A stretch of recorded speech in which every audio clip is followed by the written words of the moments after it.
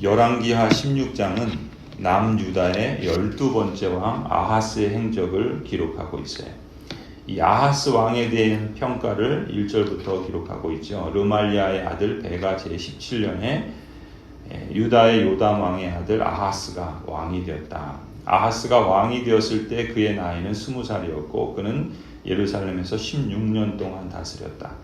그러나 그는 주 하나님께서 보시기에 올바른 일을 하지 않았고 조상 다윗이 한 대로 하지 않았다. 오히려 그는 북이스라엘의 왕들이 걸어간 길을 걸어갔고 자기의 아들을 불에 태워 제물로 바쳤다. 이것은 주님께서 이스라엘 자손이 보는 앞에서 쫓아내신 이방 민족의 역겨운 풍속을 본받은 행위였다. 그는 직접 산당과 언덕과 모든 푸른 나무 아래에서 제사를 지내고 분향하였다.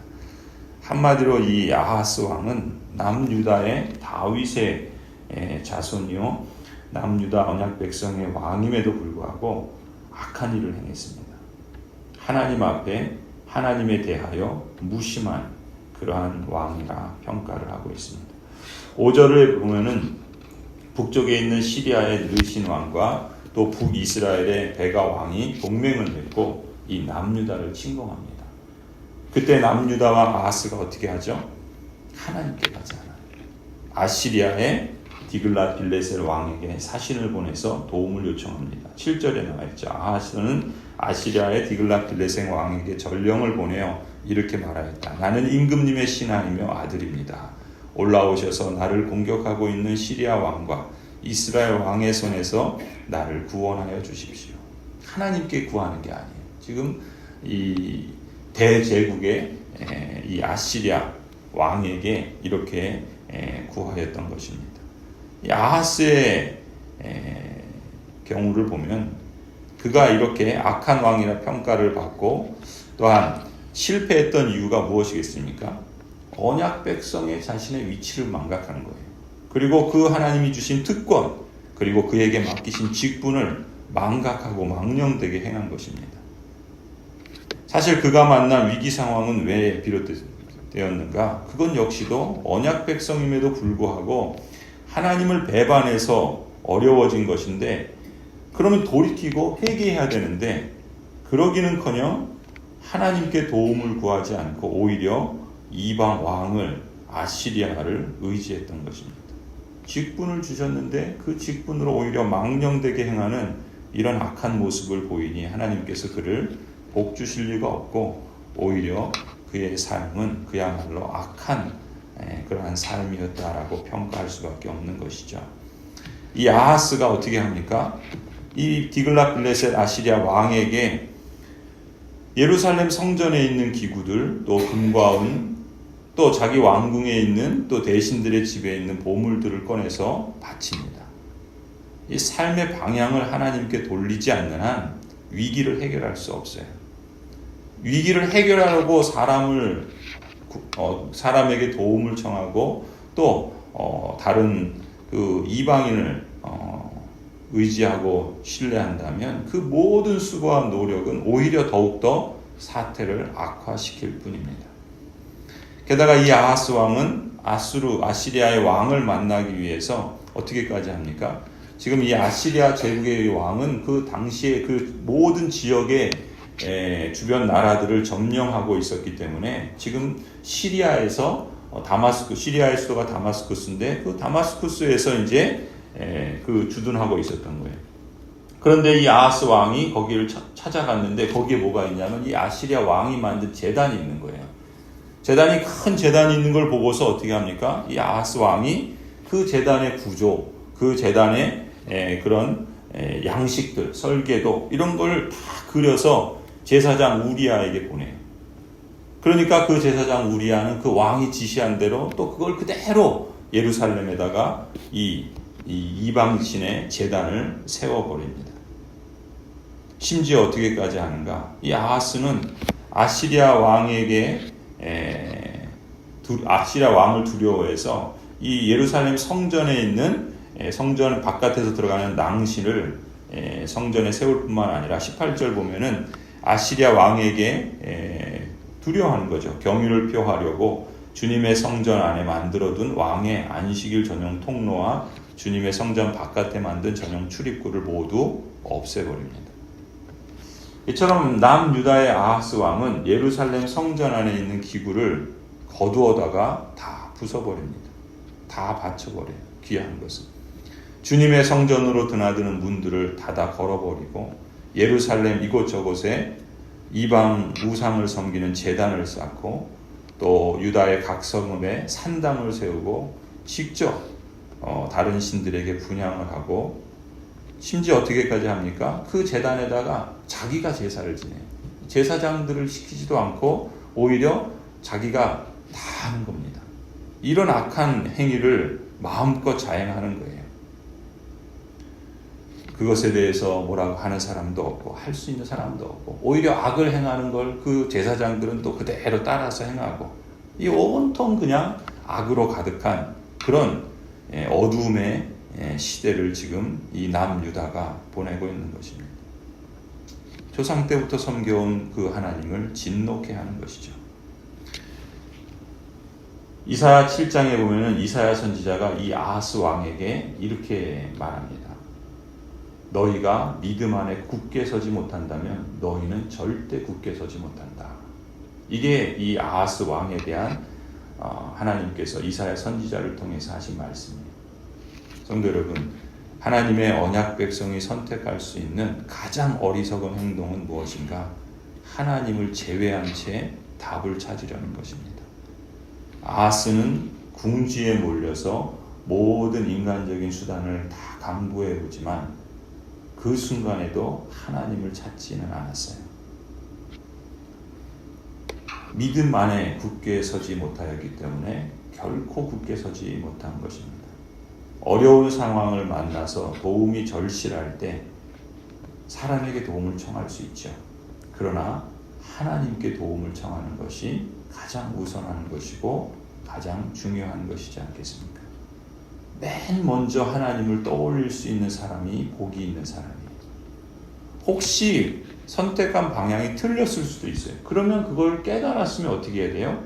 다시 하나님을 향해서 방향을 수정하는 것이 복된 그러한 자선책이라고 할 수 있겠죠. 우리가 형통할 때도 있고 때로는 곤고하여 여러 가지 어려움을 만날 때도 있습니다. 특별히 우리가 10월을 시작하면서 이제 벌써 한 해의 막바지에 이르렀습니다.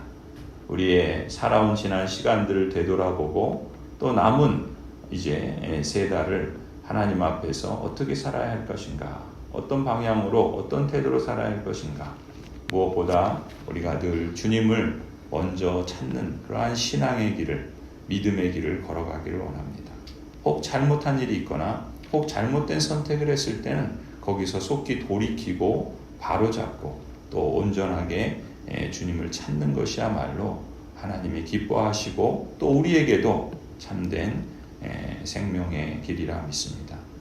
욕망이 아니라 하나님을 중심으로 우리의 삶을 진단하고 그리고 그 하나님의 뜻을 구하며 또 하나님께서 말씀하시는 것을 따라서 선택해 나가는 이러한 신앙을 연습하고 또 훈련하고 또 반복하여서 실천해 나아가는 그러한 삶이 되길 원하십니다. 하나님께서 너희가 이사야 선지자를 통해서 말씀하시는 것을 우리가 다시 해석하자면 너희가 믿음 안에 굳게 선다면 너희는 절대로 굳게 설 것이다 라고 말씀하시는 것 아니겠습니까? 그 하나님의 마음을 우리가 알아서 우리의 가정이 또 우리 자녀들이 또 우리 생업과 일터 우리 교회가 또 우리 모든 사역자들과 직분자들이 이 곧게 서로 하나님의 뜻을 잘 받들어 하나님을 영화롭게 하고 또 그 하나님의 복으로 우리도 하나님을 높이며 또 함께 나누어가는 그러한 10월이 되기를 간절히 축원합니다. 기도하시겠습니다.